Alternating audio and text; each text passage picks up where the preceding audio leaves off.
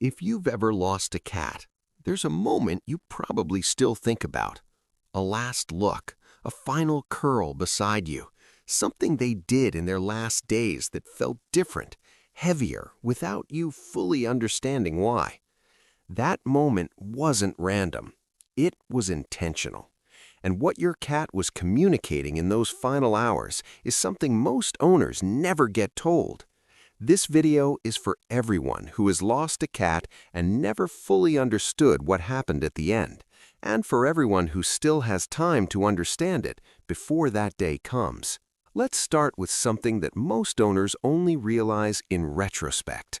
Your cat knew. Long before any diagnosis, long before the visible signs that something was wrong, they knew. Cats are extraordinarily attuned to their own bodies. They feel changes in their internal landscape, shifts in energy, in digestion, in the way their limbs respond, with a sensitivity that has no human equivalent. And when those changes reach a certain threshold, something ancient switches on inside them, a knowing. Not fear exactly, more like clarity. This is why weeks or even months before the end, bonded cats often begin behaving differently in ways that seem unrelated to illness. They become more deliberate about where they spend their time, more selective about contact. They start seeking out specific people, sometimes people they've been distant from, and spending time near them in a way that feels different from before. They're not saying goodbye yet, but they've begun the process of being present in a new way, of choosing, consciously, how to spend what they have left, and who to spend it with. Here's where most owners make the most painful mistake. Their cat starts withdrawing, sleeping more, eating less, spending time in quieter corners of the house, and they interpret it as their cat pulling away, becoming distant, choosing solitude over connection.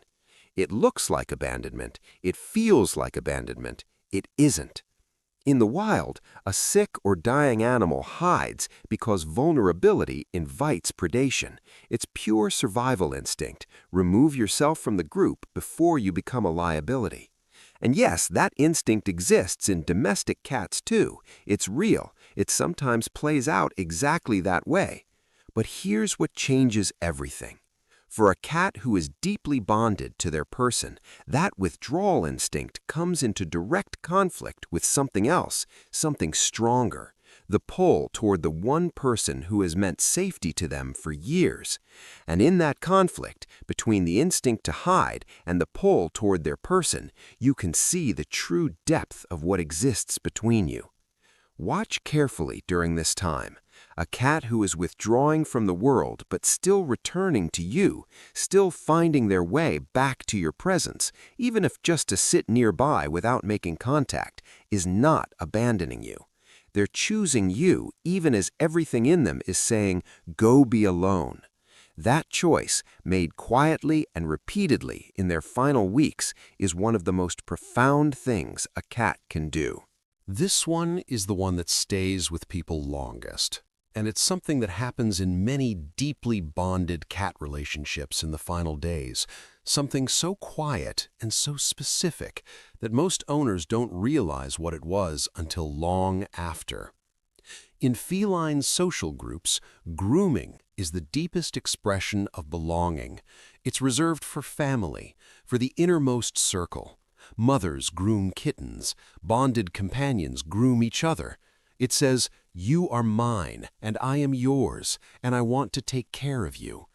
In the final days of their life, some cats extend this ritual one last time to their person, a slow, deliberate lick on the hand, nuzzling into hair, pressing their face against a cheek with more intention than usual.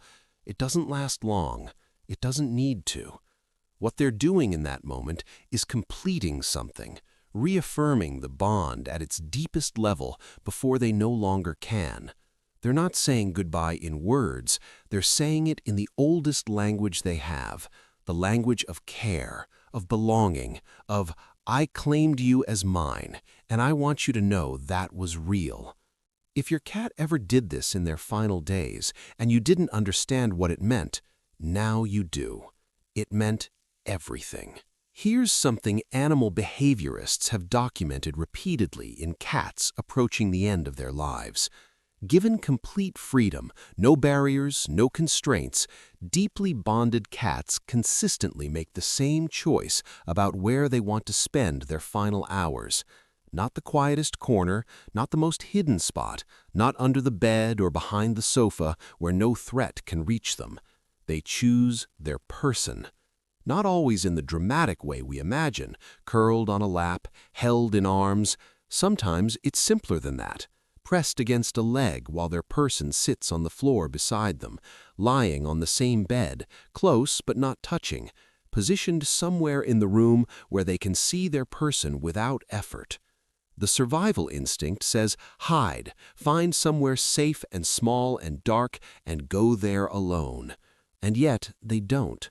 They override thousands of years of wiring because something in them knows that the safest place they have ever been is wherever you are.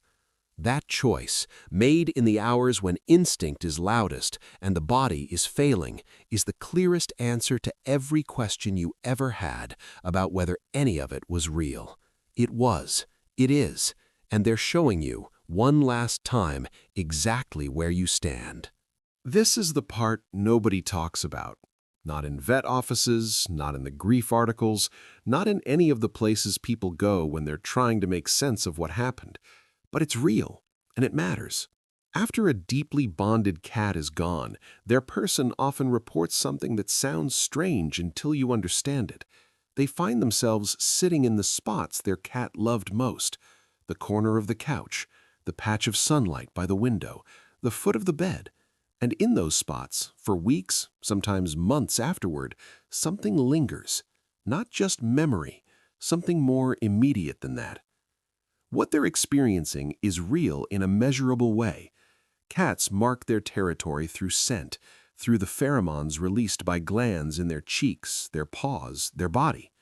Every surface your cat pressed against, every spot they returned to again and again, carries their chemical signature.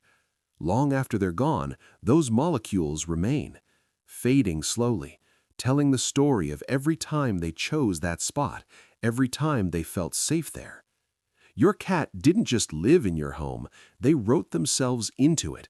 In every corner they claimed, every surface they marked, every spot they returned to, they left a record of their presence, of the life they lived there, of the bond that made those places worth returning to. That's not nothing. That's everything they had to give, and they gave it to you, one quiet marking at a time, for every year of the life you shared. Losing a cat is one of the quietest griefs there is. The world doesn't always make space for it. People don't always understand it, and so it gets carried privately, in the empty spot on the couch, the food bowl that stays out a day too long, the habit of looking toward a corner where someone used to be. But here's what's true. Everything your cat did at the end, the return to your presence, the final grooming, the choice to be near you when instinct said hide, was a statement, a clear, deliberate, irreversible statement about what you meant to them. They didn't have words, they never did, but they had choices, and every choice they made, right up until the last one, pointed toward you. That's not something that ends, that's something that was real. And real things, the kind built slowly over years of trust and presence and quiet chosen closeness, don't disappear when the body does. They just become something you carry. And that's not a small thing. That's the whole thing.